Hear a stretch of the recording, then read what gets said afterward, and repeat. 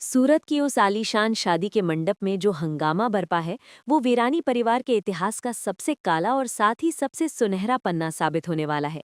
क्योंकि जिस पल का इंतजार हम सबको महीनों से था वो घड़ी आ चुकी है और मिहिर वीरानी का सब्र का बांध आखिरकार टूट गया है। वहां मौजूद हर शख्स की सांसें तब थम गई जब हमेशा शांत रहने वाले और नॉयना की हर बात पर सिर झुकाने वाले मिहिर ने भरे समाज में सैकड़ों मेहमानों के बीच नॉयना का हाथ झटक दिया और उसे वो जगह दिखाई जिसकी वो असल में हकदार है। मैं मनीषा, जो पिछले 10 सालों से फिल्म सिटी के गलियारों में काम कर रही हूँ, मैंने अपनी आंखों से सेट पर उस तनाव को महसूस किया है जो इस सीन की शूटिंग के दौरान वहां फैला हुआ था। मनीषा रिव्यू के दर्शकों को मैं ये बता दूं कि ये केवल एक ड्रामा नहीं था, बल्कि सेट पर मौजूद क्रू भी हैरान था कि राइटर ने मिहिर के किरदार में इतना बड़ा बदलाव अचानक कैसे लिख दिया। कहानी की शुरुआत होती है सूरत के उस भव्य होटल से जहां वीरानी परिवार को एक बहुत ही प्रतिष्ठित शादी में आमंत्रित किया गया है। और जैसा कि हम जानते हैं, बाबा जी का आदेश था कि मिहिर को अपनी पत्नी के साथ ही इस पूजा में शामिल होना है। नॉयना, जो खुद को मिहिर की अर्धांगिनी मान बैठी है और वीरानी एम्पायर की मालकिन बनने का सपना देख रही है, उसने अपनी जिद नहीं छोड़ी और जबरदस्ती मिहिर की कार में बैठकर सूरत पहुंच गई, ये सोचकर कि वहां पहुंचने के बाद समाज के डर से मिहिर उसे ही अपनी पत्नी के रूप में पेश करेगा। गाड़ी से उतरते ही नॉयना का आत्मविश्वास सातवें आसमान पर था। उसने लाखों का लहंगा पहन रखा था और उसके चेहरे पर वही कुटिल मुस्कान थी जो ये बता रही थी कि आज वो तुलसी को नीचा दिखाने का कोई मौका नहीं छोड़ेगी।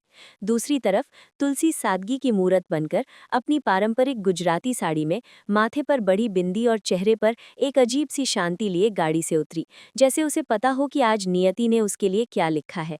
फिल्म सिटी में जब मैं इस सीन की रिहर्सल देख रही थी तो मैंने नोटिस किया कि मिहिर के चेहरे के भाव पूरी तरह से बदले हुए थे।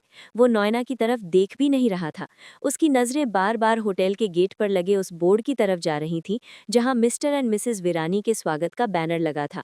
जैसे ही वे तीनों, मिहिर, नॉयना और तुलसी, प्रवेश द्वार की ओर बढ़े, असली तमाशा शुरू हो गया।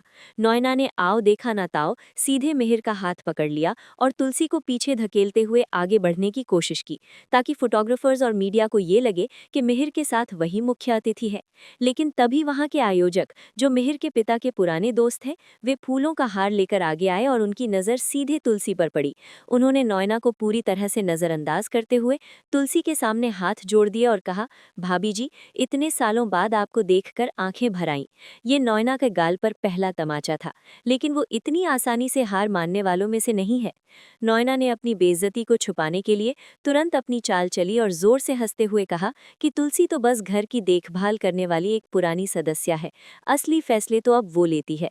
मिहिर उस वक्त चुप रहा, जिसे देखकर हम सब और सेट पर मौजूद पूरी यूनिट को लगा कि शायद मिहिर फिर से नॉयना के दबाव में आ गया है, क्योंकि नॉयना ने वीरानी बिजनेस को जिस तरह से अपने कर्ज के जाल में फंसा रखा है, मिहिर का चुप रहना मजबूरी लग रहा था। लेकिन ये चुप्पी तूफान से पहले की शांति थी। अंदर हॉल में जाने के बाद जब रस्में शुरू होने वाली थी, पंडित जी ने घोषणा की कि जोड़े को आगे आकर गठबंधन की रस्म निभानी है, ताकि वे वर वधू को आशीर्वाद दे सकें। ये वो पल था जहां नॉयना ने अपनी हदें पार कर दी। उसने तुलसी की आरती की थाली छीनने की कोशिश की और मिहिर के बगल में रखे आसन पर बैठने के लिए आगे बढ़ी। पूरे हॉल में सन्नाटा छा गया। मेहमान कानाफूसी करने लगे कि आखिर वीरानी परिवार में ये कौन सी नई औरत है जो तुलसी जैसी संस्कारी बहू की जगह लेने की कोशिश कर रही है।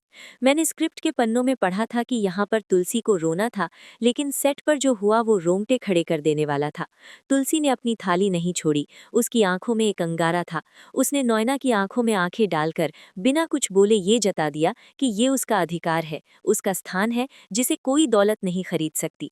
तभी नॉयना ने अपना आपा खो दिया और चिल्लाना शुरू कर दिया कि मिहिर ने उससे शादी का वादा किया है और तुलसी का इस परिवार में कोई वजूद नहीं बचा है, वो बस एक एक्सपायर्ड चैप्टर है। उसने मिहिर की तरफ मुड़कर उसे अल्टीमेटम दे दिया कि अगर आज मिहिर ने सबके सामने उसे पत्नी का दर्जा नहीं दिया तो वो अभी के अभी उन सारे पेपर्स को लीक कर देगी जिससे वीरानी इंडस्ट्रीज का दिवालिया निकल आएगा। ये ब्लैकमेलिंग का खेल नॉयना पिछले कई एपिसोड से खेल रही थी, लेकिन उसे अंदाजा नहीं था कि सूरत की ये जमीन जहां से वीरानी परिवार की जड़ें जुड़ी हैं, वहां मिहिर को अपने पूर्वजों की साख का वास्ता याद आ जाएगा। मिहिर, जो अब तक सिर झुकाए खड़ा था, उसने धीरे से अपना सिर उठाया। फिल्म सिटी में शूटिंग के दौरान मैंने मिहिर की आंखों में वो चमक देखी जो पिछले कई सालों से गायब थी। उसने नॉयना का हाथ जो उसके कंधे पर रखा था उसे इतने झटके से हटाया कि नॉयना का संतुलन बिगड़ गया और वो गिरते गिरते बची। हॉल में मौजूद सैकड़ों लोगों की सांसें अटक गईं। मिहिर की आवाज़ जो अब तक दबी हुई थी अचानक गूंज उठी, बस बहुत हो गया नॉयना। ये सिर्फ 3 शब्द नहीं थे, ये उस ज्वालामुखी का विस्फोट था जो मिहिर के अंदर महीनों से धधक रहा था। मिहिर ने माइक हाथ में लिया, उसका हाथ कांप रहा था, लेकिन डर से नहीं बल्कि गुस्से से। उसने सबके सामने कबूल किया कि हाँ, विरानी परिवार मुश्किल में है। हाँ, हमने तुमसे पैसे लिए हैं, लेकिन इसका मतलब ये नहीं कि मैं अपनी आत्मा और अपने परिवार के सम्मान को तुम्हारे कदमों में गिरवी रख दूं। नॉयना हक्का बक्का रह गई। उसे विश्वास नहीं हो रहा था कि जिस मिहिर को उसने अपनी उंगलियों पर नचाया था, वो आज बगावत पर उतर आया है। नॉयना ने फिर से वही धमकी दी, बर्बाद कर दूंगी मिहिर, सड़क पर आ जाओगे तुम और तुम्हारा ये खानदान। लेकिन इस बार मिहिर ने उसकी धमकी पर हंस दिया। उसने अपनी जेब से एक कागज निकाला और मैं आपको बता दूं मनीषा रिव्यू के मेरे प्यारे दोस्तों, ये वो ट्विस्ट है जो मैंने मेकअप रूम के बाहर खड़े होकर सुना था। वो कागज नॉयना के लिए मौत का फरमान जैसा था। मिहिर ने बताया कि उसे पता चल चुका है कि नॉयना ने जो कर्ज विरानी परिवार को दिया है, वो पैसा असल में विरानी कंपनी के ही पुराने गबन किए हुए फंड से आया था, जिसे नॉयना ने एक फर्जी कंपनी बनाकर घुमाया था। यानी नॉयना विरानी परिवार को उन्हीं के पैसों से खरीद रही थी। ये खुलासा होते ही वहां मौजूद मेहमानों के बीच कोहराम मच गया। नॉयना का चेहरा पीला पड़ गया, उसका सारा मेकअप पसीने में बहने लगा। वो समझ गई कि उसका खेल खत्म हो चुका है, लेकिन उसका अहंकार अभी भी बाकी था। वो चिल्लाने लगी कि ये झूठ है, ये तुलसी की चाल है, और उसने पागलों की तरह तुलसी की ओर लपकने की कोशिश की, शायद उसे धक्का देने के लिए या उस पर हमला करने के लिए। और ठीक उसी पल मिहिर उनके बीच दीवार बनकर खड़ा हो गया। उसने नॉयना की कलाई पकड़ी और उसे इतनी जोर से मरोड़ा कि नॉयना की चीख निकल गई। मिहिर ने अपनी आवाज ऊंची करते हुए कहा, खबरदार जो मेरी पत्नी तुलसी। मिहिर विरानी की तरफ आंख उठाकर भी देखा। ये लाइन, मेरी पत्नी तुलसी, ये सुनते ही हॉल में तालियों की गड़गड़ाहट गूंज उठी। तुलसी की आंखों से आंसू बह निकले, लेकिन ये कमजोरी के नहीं, जीत के आंसू थे। मिहिर ने वहां मौजूद सुरक्षा कर्मियों को इशारा किया और चिल्लाकर कहा, इस औरत को धक्के मारकर यहाँ से बाहर निकालो, ये हमारे परिवार के लायक नहीं है। नॉयना जो खुद को महारानी समझकर आई थी, अब अपनी इज्जत बचाने के लिए गिड़गिड़ा रही थी, लेकिन मिहिर ने उसकी तरफ देखना भी गवारा नहीं किया। सुरक्षाकर्मी आगे बढ़े, लेकिन नॉयना ने अभी भी हार नहीं मानी थी। उसने अपना आखिरी पत्ता फेंका। उसने ऋतिक का नाम लिया। उसने चिल्लाकर कहा कि अगर उसे निकाला गया तो ऋतिक कभी भी मिहिर को माफ नहीं करेगा, क्योंकि उसने ऋतिक के दिमाग में तुलसी के खिलाफ इतना जहर भर दिया है कि वो अपनी सगी माँ को पहचानने से भी इनकार कर रहा है। ये सुनकर मिहिर एक पल के लिए ठिठक गया। मैं सेट पर देख रही थी कि डायरेक्टर ने यहाँ कट नहीं बोला, बल्कि कैमरे को जूम करने का इशारा किया, ताकि मिहिर के चेहरे की कश्मकश को कैद किया जा सके। एक पिता के तौर पर मिहिर कमजोर पड़ सकता था, लेकिन तभी पीछे से एक आवाज आई, पापा, इसे बाहर निकालिए।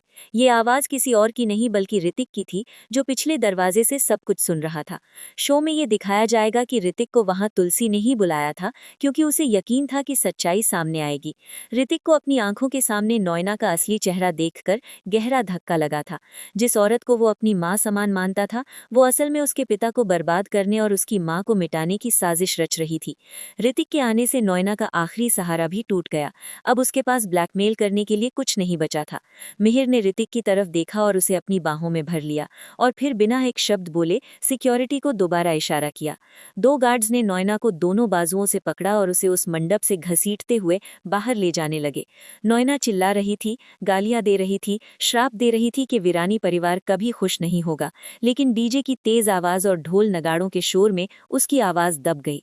उसे होटल के मुख्य द्वार पर ले जाकर सचमुच धक्के मारकर सड़क पर छोड़ दिया गया, ठीक वैसे ही जैसे उसने कभी तुलसी को घर से निकालने के सपने देखे थे। ये दृश्य देखकर तुलसी का दिल पसीज सकता था, क्योंकि वो माँ है, लेकिन उसने अपनी भावनाओं पर काबू रखा, क्योंकि वो जानती थी कि ये नासूर को काटने का वक्त है, उस पर मरहम लगाने का नहीं। ये पूरा सीक्वेंस इतना पावरफुल था कि फिल्म सिटी में शूटिंग खत्म होने के बाद भी सेट पर कई मिनटों तक खामोशी छाई रही। इसके बाद जो हुआ वो और भी ज्यादा भावुक था। था। नोयना के जाने के बाद मिहिर वापस मंडप में आया, जहां तुलसी अभी भी खड़ी थी। वो उसके सामने घुटनों पर बैठ गया, न केवल एक पति के रूप में बल्कि एक अपराधी के रूप में। उसने सबके सामने तुलसी के पैर छूने की कोशिश की, जिसे तुलसी ने रोक लिया। मिहिर ने कहा कि वो भटक गया था। उसे लगा था कि वो परिवार को बचाने के लिए समझौता कर रहा है, लेकिन वो भूल गया था कि जिस घर की नींव तुलसी जैसी औरत ने रखी हो, उसे बचाने के लिए किसी बाहरी बैसाखी की जरूरत नहीं होती। उसने अपनी गलती मानी कि उसने नोयना को इतना सिर चढ़ाया। ये सीन इतना इमोशनल था कि सेट पर मौजूद स्पॉट बॉय से लेकर कैमरामैन तक सबकी आंखें नम थीं। मैंने खुद को बड़ी मुश्किल से रोने से रोका, क्योंकि मुझे ये सब रिकॉर्ड करके अपने दिमाग में रखना था, ताकि मैं आप लोगों को बता सकूं। तुलसी ने मिहिर को उठाया और बस इतना कहा, देर आए दुरुस्त आए। लेकिन कहानी यहाँ खत्म नहीं होती। नोयना, जिसे अभी अभी बेइज्जत करके निकाला गया है, वो चुप बैठने वाली नहीं है। मैंने सेट के बाहर पार्किंग एरिया में सुना था कि नोयना के किरदार के लिए मेकर्स ने एक बहुत ही खतरनाक बदला लेने वाला प्लॉट तैयार किया है। वो पुलिस स्टेशन जा रही है और इस बार उसका इल्जाम इतना घिनौना होगा कि मिहिर को सलाखों के पीछे जाना पड़ सकता है। नोयना को धक्के मारकर बाहर निकालने के बाद सूरत के उस भव्य मंडप में जो शांति छाई, वो किसी वरदान से कम नहीं थी। मैंने फिल्म सिटी में शूटिंग के दौरान देखा कि कैसे सेट की लाइट्स को थोड़ा धीमा और वार्म कर दिया गया, ताकि माहौल में रोमांस और पारिवारिक मिलन का एहसास जगाया जा सके। नोयना के जाने के बाद मिहिर और तुलसी के बीच जो खामोशी थी, वो शब्दों से ज्यादा बयां कर रही थी। मिहिर, जो अब तक अपराधी बोध से ग्रस्त था, उसने तुलसी की आंखों में देखा और बिना कुछ बोले हाथ जोड़ दिए। तुलसी, जो भारतीय नारी की सहन शक्ति की मिसाल है, उसने मिहिर के जुड़े हुए हाथों को अपने हाथों में ले लिया। ये दृश्य वहां मौजूद हर मेहमान और हम जैसे क्रू मेंबर्स के दिलों को छू गया। पंडित जी ने मंत्रोच्चारण दोबारा शुरू किया और बाबा जी, जिन्होंने इस पूरी योजना की नींव रखी थी, उन्होंने इशारे से ऋतिक को बुलाया। ऋतिक, जो अभी भी सदमे में था कि नोयना जैसी औरत, जिसे वो आदर्श मानता था, वो इतनी गिर सकती है, धीरे धीरे अपने माता पिता के पास आया। उसने कांपते हाथों से मिहिर और तुलसी का गठबंधन किया। ये गठबंधन सिर्फ दो कपड़ों का नहीं, बल्कि एक टूटे हुए परिवार का दोबारा जुड़ना था। सेट पर डायरेक्टर ने इस शॉट को स्लो मोशन में कैप्चर किया है, जहां ऋतिक की आंखों से एक आंसू टपकता है और गठबंधन की गांठ पर गिरता है, जो ये प्रतीकात्मक रूप से दर्शाता है कि बच्चों का दुख अब खत्म हो रहा है और परिवार एक हो रहा है। लेकिन जैसा कि मनीषा रिव्यू के आप सभी दर्शक जानते हैं, टेलीविजन की दुनिया में खुशियां इतनी आसानी से नहीं मिलती, खासकर तब जब दुश्मन नोयना जैसी शातिर औरत हो। कहानी का कैमरा अब उस आलीशान मंडप से कट होकर सड़क के उस सुनसान हिस्से पर जाता है, जहां नोयना अपने फटे हुए सैंडल और बिखरे हुए बालों के साथ खड़ी थी। उसका अपमान, जो कुछ मिनट पहले सैकड़ों लोगों के सामने हुआ था, अब उसके अंदर एक ज्वालामुखी की तरह फट रहा था। मैंने मेकअप रूम में नोयना का किरदार निभाने वाली एक्ट्रेस का वो रूप देखा था जिसे देखकर डर लगता है। काजल फैला हुआ, आंखों में खून जैसा लालपन और होठों पर बदले की कसम। वो वहीं सड़क पर खड़ी होकर चिल्लाई नहीं, रोई नहीं, बल्कि उसने अपने फोन से एक नंबर डायल किया। ये नंबर किसी आम आदमी का नहीं, बल्कि शहर के एक भ्रष्ट पुलिस कमिश्नर का था, जो नोयना के पेरोल पर काम करता है। नोयना ने फोन पर सिर्फ इतना कहा, काम शुरू करो, मुझे मिहिर वीरानी सलाखों के पीछे चाहिए, अभी के अभी।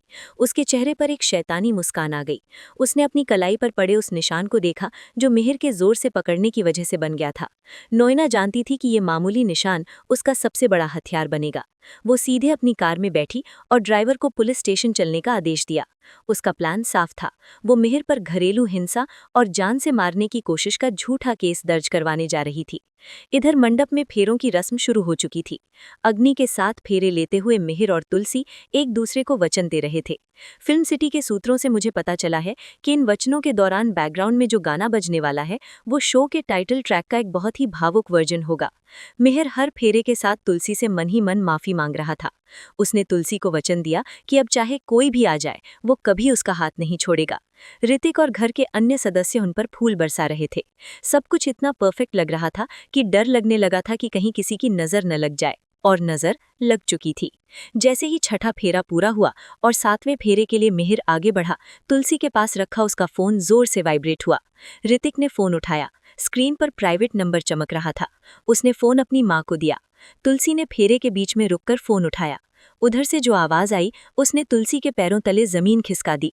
ये आवाज नोयना की नहीं थी, बल्कि एक भारी मर्दानी आवाज थी, जिसने कहा, तुलसी वीरानी, आखिरी फेरा पूरा करने से पहले सोच लो, क्योंकि जैसे ही ये शादी पूरी होगी, तुम्हारे पति के हाथों में हथकड़ियां होंगी।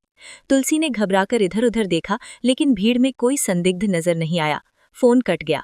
तुलसी का चेहरा सफेद पड़ गया, जिसे देखकर मिहिर ने पूछा भी कि क्या हुआ, लेकिन तुलसी ने बात संभाल ली और कहा कि कुछ नहीं, बस थकान है। वो नहीं चाहती थी कि मिहिर के माथे पर फिर से चिंता की लकीरें आएं, लेकिन उसका दिल जोर जोर से धड़क रहा था। सीन शिफ्ट होता है पुलिस स्टेशन की ओर, जहां नोयना एक पीड़िता का नाटक कर रही थी। उसने अपनी साड़ी को जानबूझकर और फाड़ लिया था और अपने बालों को और बिखेर लिया था ताकि वो दयनीय लगे। वो इंस्पेक्टर के सामने मगरमच्छ के आंसू बहाते हुए कह रही थी कि कैसे मेहर वीरानी ने उसे प्रॉपर्टी के लालच में शादी का झांसा दिया और जब उसने अपने पैसे वापस मांगे तो उसने उसे जान से मारने की कोशिश की। उसने वो निशान दिखाया और गवाह के तौर पर अपने खरीदे हुए कुछ झूठे गवाहों को भी खड़ा कर दिया था, जो कह रहे थे कि उन्होंने मेहर को नोयना का गला दबाते हुए देखा था। पुलिस इंस्पेक्टर, जिसे पहले ही मोटी रकम खिलाई जा चुकी थी, उसने तुरंत एफआईआर दर्ज कर ली। और यहाँ एक बहुत बड़ा ट्विस्ट है जो मैं मनीषा आपको बता रही हूँ। नोयना ने एफआईआर में सिर्फ मिहिर का नाम नहीं लिखवाया, बल्कि उसने साजिश के तहत तुलसी का नाम भी लिखवा दिया। उसका मकसद साफ था, सुहाग रात की जगह वीरानी जोड़े की रात जेल की सलाखों के पीछे गुजरे। वारंट तुरंत जारी कर दिया गया। पुलिस की जीपें सायरन बजाती हुई सूरत के उस होटल की तरफ दौड़ पड़ी। नोयना पुलिस की जीप में पीछे बैठी थी। उसके चेहरे पर अब जीत की चमक थी।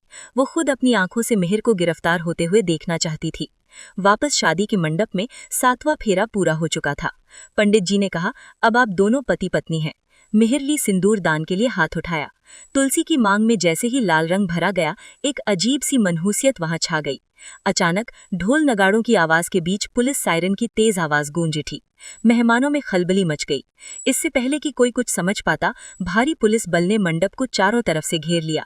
मिहिर, जो अभी अभी अपनी पत्नी के साथ सुकून के पल बिताने की सोच रहा था, हैरान रह गया।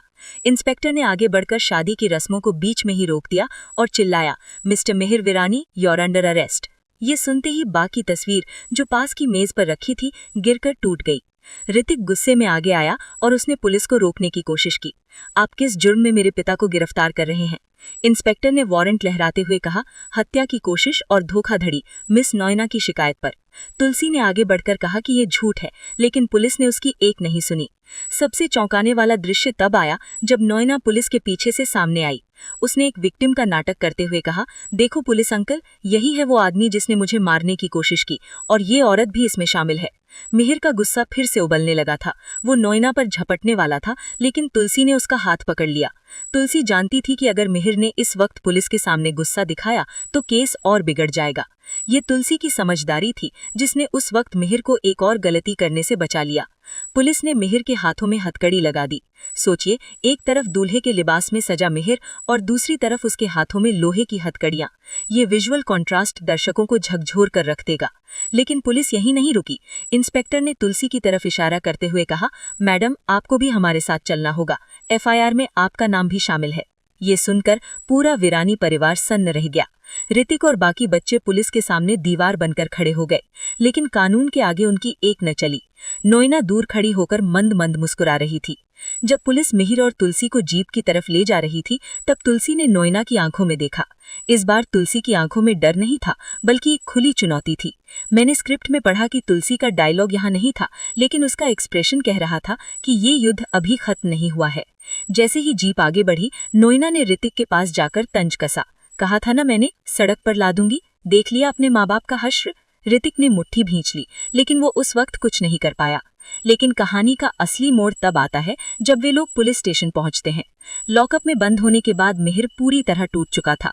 वो खुद को कोस रहा था कि उसकी वजह से तुलसी को ये दिन देखना पड़ रहा है। लेकिन तभी वहां एक वकील की एंट्री होती है। ये कोई साधारण वकील नहीं है। फिल्म सिटी में चर्चा है कि ये एक नया कैरेक्टर है। अधिवक्ता केडी पाठक, एक काल्पनिक नाम, लेकिन शो के हिसाब से बहुत पावरफुल। ये वकील खुद बाबाजी ने भेजा था। उसने आते ही इंस्पेक्टर को एक वीडियो क्लिप दिखाई। वो वीडियो क्लिप क्या थी? ये वो सबूत है जो नोयना की सारी चाल को उल्टा कर सकता है। दरअसल शादी के मंडप में एक ड्रोन कैमरा भी रिकॉर्डिंग कर रहा था, जिसे नोयना ने नोटिस नहीं किया था।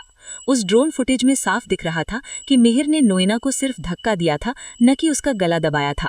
और सबसे बड़ी बात, उस फुटेज में नोयना को खुद को चोट पहुंचाते हुए भी शायद बाद में गाड़ी के पास कैप्चर कर लिया गया था, या फिर वकील के पास कोई और बड़ा सबूत है। ये सस्पेंस अभी भी बना हुआ है। फिलहाल पुलिस स्टेशन का माहौल तनावपूर्ण है। नोयना बाहर बैठी चाय पी रही है, ये सोचकर कि उसने जीत हासिल कर ली है, लेकिन उसे नहीं पता कि वकील अंदर क्या खेल खेल रहा है। और इसी बीच तुलसी को जेल की कोठरी में बैठे बैठे एक पुरानी बात याद आती है। मिहिर के पिता द्वारा दी गई एक तिजोरी की चाबी जो उसने सालों पहले घर के मंदिर में छिपाई थी। क्या उस तिजोरी में नोएना के अतीत का कोई ऐसा काला सच है जो उसे हमेशा के लिए खत्म कर सकता है? पुलिस स्टेशन के उस घुटन भरे कमरे में जैसे ही वकील ने इंस्पेक्टर के सामने वो टैबलेट रखा, मानो समय थम गया। मैंने फिल्म सिटी के सूत्रों से सुना है कि इस सीन के लिए मेकर्स ने बहुत ही हाई वोल्टेज ड्रामा लिखा था। वकील, जो बाबाजी का भेजा हुआ एक बेहद चतुर कानूनी सलाहकार है, उसने वीडियो प्ले किया।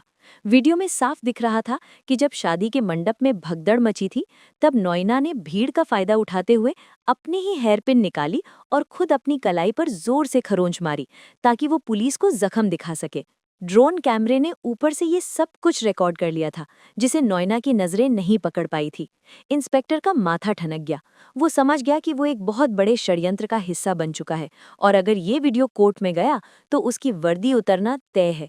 नोएना, जो बाहर बेंच पर बैठकर जीत की खुशी मना रही थी और इंस्पेक्टर के बाहर आने का इंतजार कर रही थी, उसे अंदाजा भी नहीं था कि अंदर उसका खेल खत्म हो चुका था। वकील ने इंस्पेक्टर को चेतावनी दी कि अगर अगले 5 मिनट में मिहिर और तुलसी को बाइज्जत रिहा नहीं किया गया तो ये वीडियो सीधे मीडिया और होम मिनिस्टर के पास जाएगा। घबराए हुए इंस्पेक्टर ने तुरंत लॉकअप की चाबी निकाली। लोहे की सलाखों के खुलने की वो खटाक आवाज मिहिर और तुलसी के लिए आज़ादी का संगीत थी, लेकिन बाहर बैठी नोएना के लिए किसी खतरे की घंटी से कम नहीं थी। जैसे ही मिहिर और तुलसी बाहर आए, नोएना अपनी कुर्सी से उछल पड़ी। वो चिल्लाई, इन्हें बाहर क्यों निकाला? ये मुजरिम है। लेकिन इस बार इंस्पेक्टर ने उसे चुप करा दिया और कहा, मिस नोएना, झूठी एफआईआर और पुलिस को गुमराह करने के जुर्म में मैं आपको गिरफ्तार कर सकता हूँ। ये सुनते ही नोएना के पैरों तले जमीन खिसक गई। वो हक्की बक्की रह गई। मिहिर, जिसका गुस्सा अभी भी शांत नहीं हुआ था, वो नोएना की तरफ बढ़ा, लेकिन तुलसी ने फिर उसका हाथ थाम लिया। तुलसी ने नोएना के करीब जाकर उसकी आंखों में आंखें डालकर बहुत ही धीमी लेकिन सख्त आवाज में कहा, सत्य परेशान हो सकता है नोएना, लेकिन पराजित नहीं। तुमने मेरे पति को फंसाने की कोशिश की, लेकिन तुम भूल गई कि जिस रिश्ते की डोर भगवान ने बांधी हो, उसे तुम्हारी जैसी औरतें नहीं तोड़ सकती। ये डायलॉग मनीषा रिव्यू के दर्शकों को खूब पसंद आने वाला है, क्योंकि इसमें तुलसी का पुराना सशक्त नारी वाला रूप दिखाई देगा। नोएना शर्म और गुस्से से लाल हो गई। उसे वहां से भागना पड़ा, क्योंकि वकील ने उसे कोर्ट का नोटिस थमा दिया था। पुलिस स्टेशन से निकलकर वीरानी परिवार वापस सूरत के उस होटल में पहुंचा। रात बहुत गहरी हो चुकी थी, लेकिन किसी की आंखों में नींद नहीं थी। मिहिर अभी भी खुद को दोषी मान रहा था, लेकिन तुलसी का ध्यान कहीं और था। उसे वो पुरानी बात याद आ रही थी। वो सीधे होटल के उस कमरे में गई जहां बाबाजी ने वीरानी परिवार का पुराना सामान सुरक्षित रखवाया था। मैंने सेट पर देखा कि आर्ट डायरेक्टर ने इस कमरे को बहुत ही रहस्यमयी तरीके से डिजाइन किया था। पुराने संदूक, धूल जमी फाइलें और एक भारी भरकम पुरानी तिजोरी। तुलसी ने अपने पर्स की गुप्त जेब से वो जंग लगी चाबी निकाली जो उसने सालों से संभाल कर रखी थी। ऋतिक और मिहिर हैरान थे कि तुलसी क्या कर रही है। तुलसी ने वो चाबी तिजोरी में लगाई। एक भारी आवाज के साथ तिजोरी खुली। उसके अंदर न तो सोना था, न चांदी और न ही पैसे। उसके अंदर एक लाल कपड़े में लिपटी हुई पुरानी फाइल थी। ये फाइल बा की आखिरी वसीयत और वीरानी ट्रस्ट डीड थी। तुलसी ने वो फाइल मिहिर को दिखाई। उस कागज पर लिखा था कि वीरानी हाउस और वीरानी इंडस्ट्रीज की मुख्य संपत्ति असल में किसी व्यक्ति के नाम नहीं, बल्कि वीरानी फैमिली ट्रस्ट के नाम पर है, जिसकी मुख्य ट्रस्टी केवल और केवल घर की बड़ी बहू यानी तुलसी ही हो सकती है। इसका मतलब ये था कि मिहिर ने नोएना के दबाव में आकर जिन पेपर्स पर साइन किए थे या जिस प्रॉपर्टी को गिरवी रखकर नोएना से लोन लिया था, वो कानूनी तौर पर अवैध था, क्योंकि मिहिर को वो प्रॉपर्टी बेचने या गिरवी रखने का अधिकार ही नहीं था। ये खुलासा होते ही कमरे में खुशी की लहर दौड़ गई। मिहिर की आंखों में आंसू आ गए। जिस कर्ज के बोझ तले वो महीनों से दबकर नोएना की गुलामी कर रहा था, वो कर्ज असल में कानूनी तौर पर मान्य ही नहीं था। नोएना का सबसे बड़ा हथियार, उसका पैसा और लोन के पेपर्स, अब रद्दी के टुकड़ों के बराबर थे। तुलसी ने साबित कर दिया था कि क्यों उसे इस घर की रक्षक कहा जाता है। उसने बिना लड़े, सिर्फ अपनी सूझबूझ और बड़ों के आशीर्वाद से नोएना को मात दे दी थी। लेकिन कहानी यहाँ खत्म नहीं होती मेरे दोस्तों। जब वीरानी परिवार इस जश्न का मना रहा था, तब नोएना अपने होटल के कमरे में थी। वो पागलों की तरह सामान तोड़ रही थी। शीशे पर अपनी ही परछाई देखकर वो चिल्ला रही थी। उसकी हार उसे बर्दाश्त नहीं हो रही थी। तभी उसके फोन की घंटी बजी। ये वही अनजान नंबर था जिससे वो अक्सर बात करती थी। फोन पर उधर से एक आवाज आई, तुम फेल हो गई नोएना, अब काम मुझे अपने हाथ में लेना होगा। नोयना उस आवाज को सुनकर सहम गई। वो कांपते हुए बोली, नहीं, मुझे एक और मौका दीजिए, मैं तुलसी को बर्बाद कर दूंगी। लेकिन फोन कट चुका था। शो के अंत में हमें एक काली गाड़ी दिखाई देती है जो होटल के बाहर अंधेरे में खड़ी है। उस गाड़ी की खिड़की का कांच थोड़ा सा नीचे उतरता है और हमें सिर्फ एक अंगूठी दिखाई देती है जिसमें एक खास निशान है। वही निशान जो शायद वीरानी परिवार के किसी पुराने दुश्मन का है। क्या ये मंदिरा है या कोई और नया दुश्मन जो इतने सालों से छाया में छिपा हुआ था? एपिसोड का आखिरी शॉट बहुत ही दिल छू लेने वाला है। सुबह की पहली किरण के साथ मिहिर और तुलसी होटल की बालकनी में खड़े हैं। मिहिर तुलसी का हाथ अपने हाथ में लिए कहता है, मैं भटक गया था तुलसी, लेकिन तुमने मुझे घर वापसी का रास्ता दिखा दिया। तुलसी मुस्कुराती है, लेकिन उसकी नजरें दूर क्षितिज पर हैं, जैसे उसे आभास हो रहा हो कि नोयना तो सिर्फ एक प्यादा थी, असली वजीर अभी भी पर्दे के पीछे है। कैमरा जूम आउट होता है और बैकग्राउंड में रिश्तों के भी रूप बदलते हैं कि धुन बजती है। स्क्रीन फ्रीज होती है तुलसी के चेहरे पर, जो अब एक नई जंग के लिए तैयार है। तो दोस्तों, ये थी सूरत की शादी और नोयना के ड्रामे की पूरी कहानी। नोयना को धक्के मारकर निकालना तो बस शुरुआत थी। असली खेल अब शुरू होगा जब वो मिस्टीरियस बॉस सामने आएगा।